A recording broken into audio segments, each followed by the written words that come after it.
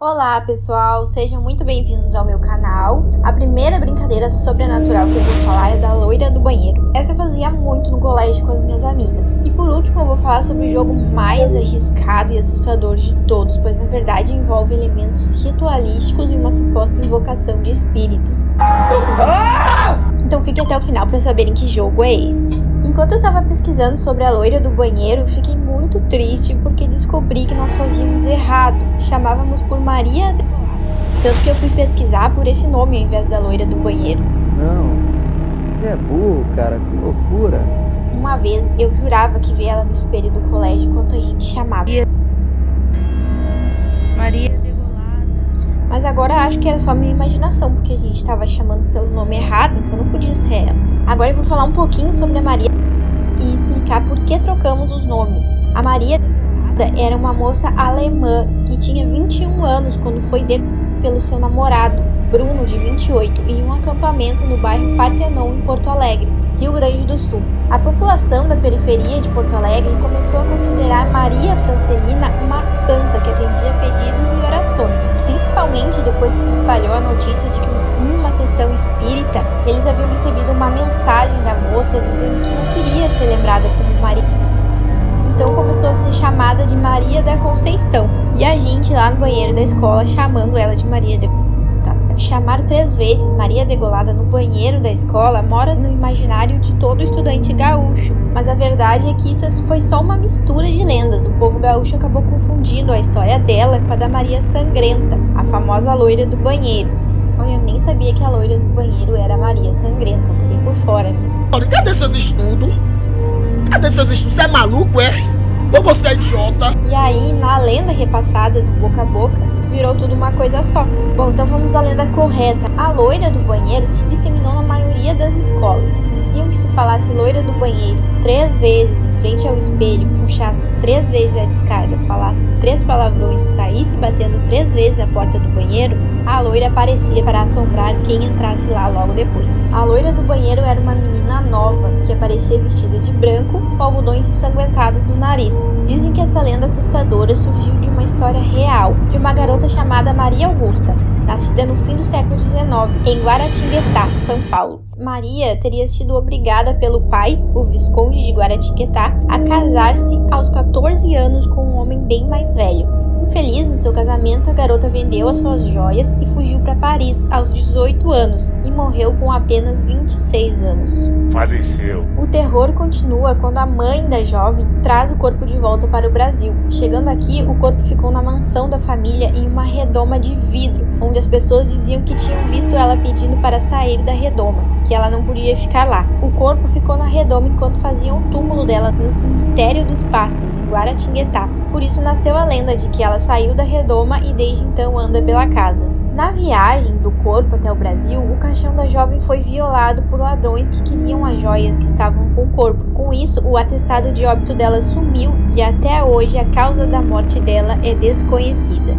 Então já era. Em 1902, a mansão se transformou em uma escola. Em 1916, a lenda ganhou força quando a escola pegou fogo de forma misteriosa. O prédio teve que ser todo reconstruído, mas a lenda seguiu viva. Na escola, as pessoas dizem ouvir barulhos estranhos. Nos primeiros anos, houve relato de alunos que viam a torneira abrindo mesmo com o banheiro vazio. De acordo com a lenda, um espírito andava pelos banheiros da escola abrindo torneiras para saciar sua sede e clamando ser enterrada. Há alguns relatos que ela poderia ter morrido de desidratação, por isso que ela andava pelos banheiros abrindo a torneira para saciar sua sede. Falam sobre chutar o vaso sanitário que ela aparece nos espelhos, mas isso já é uma adaptação que ela ganhou da Blood Mary com uns anos. Essa lenda diz que se falar o nome dela 3 vezes no espelho, ela aparece.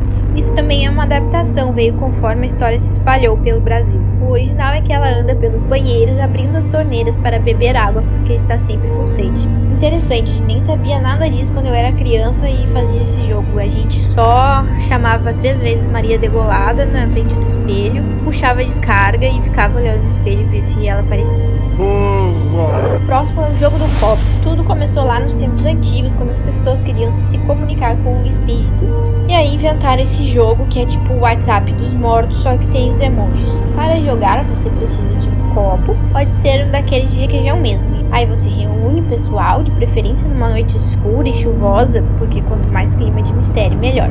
Cada um coloca o dedo indicador no copo e aí chama os espíritos e faz as perguntas. E espera o copo se mover pelas letras, aí vai soletrando ali a palavra e aí a magia acontece, ou não. O que diz a ciência sobre isso? O naturalista William Benjamin foi quem falou pela primeira vez sobre o efeito ideomotor, em 1852. Segundo ele, nosso corpo, quando sugestionado, pode fazer movimentos involuntários e inconscientes. Assim, quando colocamos o dedo indicador sobre o copo e ele começa a se mover, por exemplo, quem o direciona somos nós mesmos, mesmo sem saber. Estaríamos nós falando com o nosso próprio subconsciente?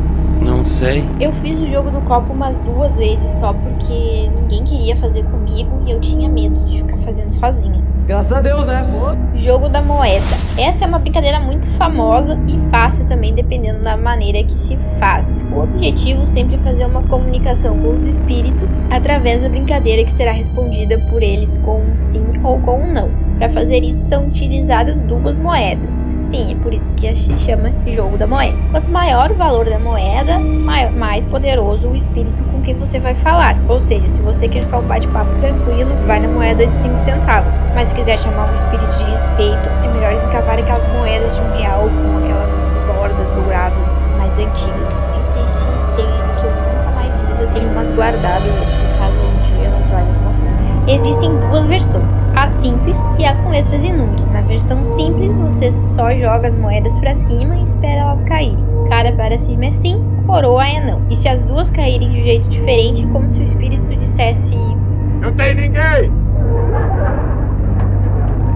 Não tem ninguém! Já na versão com letras e números, a coisa fica mais emocionante. Você vai precisar de um tabuleiro com letras do alfabeto e números de 0 a 9, além de palavras-chave como início e fim. Todos devem colocar o dedo em cima da moeda e ela vai dançar sobre esse tabuleiro, revelando letras e números como se estivesse soletrando respostas do além. Bom, acredito que deva ser a mesma explicação do motor do jogo do copo.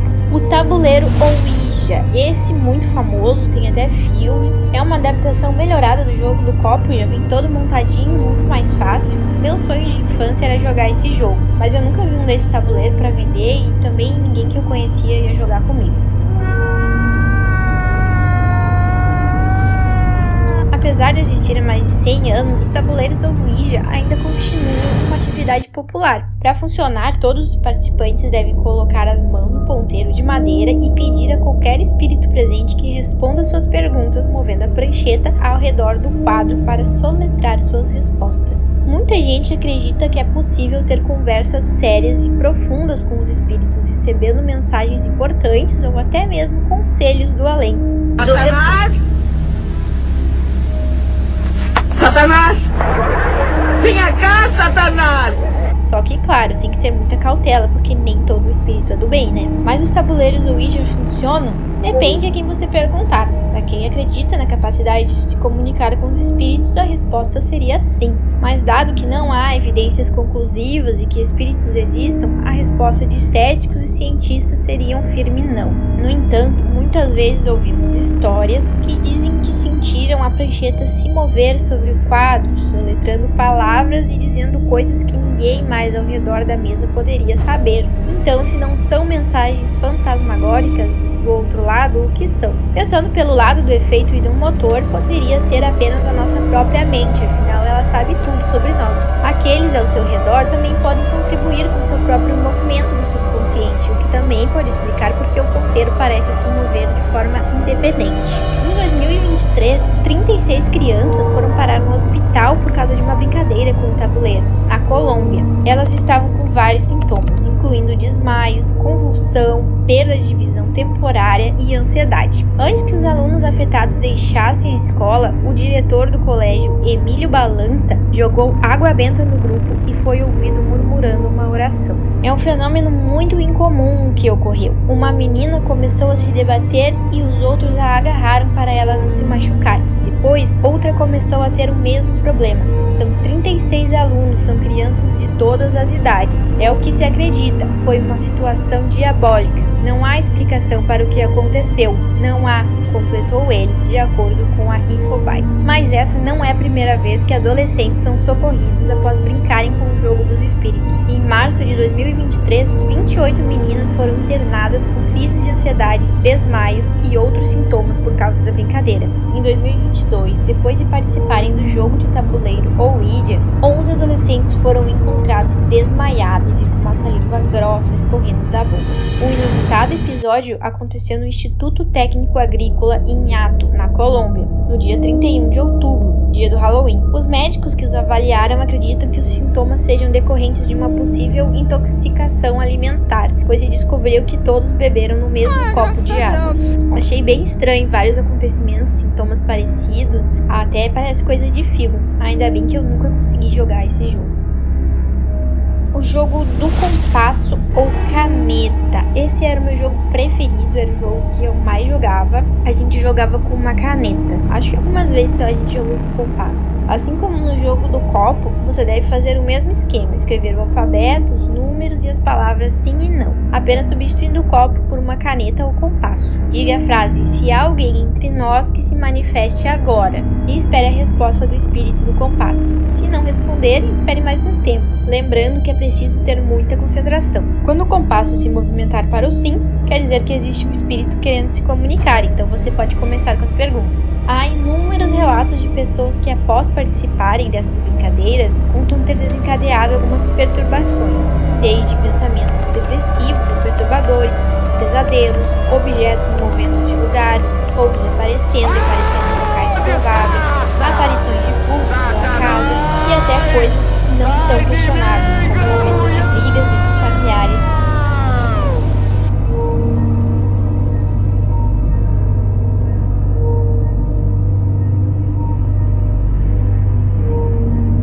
Bom, a minha experiência com esse jogo, já que eu jogava bastante, né, que eu mais achei estranha foi quando a gente estava jogando esse jogo na sala de aula, eu e os meus amigos, e a gente estava jogando com uma caneta. Não lembro qual foi a pergunta que a gente fez, mas do nada, não era eu que estava segurando a caneta, era outra pessoa, mas a caneta pulou, assim, sabe? Foi bem estranho o jeito que a caneta saltou pra cima e ela estourou. Pode ser que a pessoa estava apertando demais a caneta, não sei, que ela estourar foi só uma coincidência, mas foi bem estranho, todo mundo ficou com medo, a gente jogou a caneta fora e paramos de jogar. Vultos e essas outras coisas assim, eu não sei se era por causa dos jogos, não sei se era minha imaginação, mas quando eu era nova, assim, uns 13 anos, eu via bastante vultos, escutava muito barulho, mas poderia também ser coisa de imaginação de criança. Nunca soube a explicação, sempre a explicação que eu dava é que era minha imaginação. A sensitiva Márcia disse que todas essas brincadeiras são reais e que são espíritos zombeteiros e obsessores que querem tirar uma com a gente e nos deixar doentes, e que não devemos falar com esses espíritos, nem bons e nem ruins. E finalmente, o último jogo, que pra mim é o mais sinistro de todos e complicado também, eu nunca joguei e também não recomendo ninguém a jogar, é o jogo dos Três Reis, que na verdade é mais um ritual do que um jogo. O que eu estou prestes a compartilhar com vocês hoje é uma das muitas maneiras relativamente seguras que você pode acessar e não ficar preso em um lugar chamado de Lado da Sombra ou Shadow Side. Acho que até tem um filme parecido com isso, que o menino ficou preso do outro lado. A eficácia do jogo depende de quão sério você vai levar o jogo e as regras. Os resultados podem variar. Como acontece com a maioria dos jogos como esse, a sua origem é obscura. A lista de suplementos que você precisa para jogar esse jogo é longa e complexa. Você vai precisar de uma grande sala silenciosa, de preferência sem janelas. A sala também deve ter uma porta que feche e trave com segurança, uma vela ou isqueiro para acender a vela, um pequeno balde de água em uma caneca, um ventilador elétrico, 2 grandes espelhos, um despertador, 3 cadeiras, um celular totalmente carregado, um parceiro em quem você confia para seguir as regras e levar o jogo a sério, e um pequeno objeto de valor sentimental e emocional para você. Agora eu vou explicar para vocês a metodologia do jogo, só para vocês entenderem como funciona, mas não façam isso em casa. Prepare-se a partir das 11 horas e organize o cômodo com 3 cadeiras, um trono voltado para o norte e as cadeiras para a rainha e o lobo. Prenda espelhos nas cadeiras da rainha e do louco voltados para o trono. Posicione um balde com água e uma xícara ou caneca em frente ao trono. Coloque o ventilador atrás do trono e ligue uma velocidade média ou baixa. Apague as luzes e saia da sala, deixando a porta aberta. No seu quarto, deixe seu celular, vela e isqueiro próximos da cama. Defina o despertador para as 3h30 e prepare-se para dormir com um objeto sentimental. Quando o despertador tocar, acenda a vela, pegue o telefone e retorne ao cômodo preparado em 3 minutos. Exatamente 3 minutos. Feche a porta atrás de você e proteja a chama da vela para não apagar com o ventilador. Sente-se no trono e evite olhar diretamente para os espelhos e para a chama da vela. Comece a fazer perguntas em voz alta. Alegadamente, você realmente ouvirá as vozes dos reis. Mas lembre-se, não importa o quão assustado ou perturbador possa ser, não se vire para olhar nos espelhos. Dizem que o que você vê lá pode atrair a sua consciência para dentro e você ficar preso pelos reis. Mantenha a seriedade nas perguntas e esteja preparado para respostas inesperadas. Mantenha a vela acesa durante toda a sessão. Exatamente às 4h34, o seu amigo deve avisar que o jogo terminou. Se não houver resposta, ele deve tentar ligar para o seu telefone. Se nenhum método desse funcionar, ele pode entrar na sala, mas não deve tocá-lo. Se necessário, use o item pessoal que você levou para voltar ao estado de vigília e sair do Shadowside. Ao perceber que a hora acabou, apague a vela e saia da sala para encerrar o ritual. Tem algumas advertências bem pesadas caso algo não saia como esperado. Por exemplo, quando você acorda às 3h30 e vai até a sala preparada e se a porta estiver fechada, você não deve abrir a porta e entrar. Você deve sair da casa e voltar apenas após as 6 horas da manhã. Achei bem assustador esse, realmente eu nunca faria, porque rituais eu tenho bastante menos. Ainda mais sozinha dentro de uma sala com espelho e vela, perigoso, não faria. E aí, o que acharam? Já fizeram algum desses jogos ou outro semelhante? Deixem aí nos comentários a experiência de vocês. E não esqueçam de curtir o vídeo e se inscrever no canal se vocês quiserem receber mais histórias como essa. Muito obrigado e um beijo!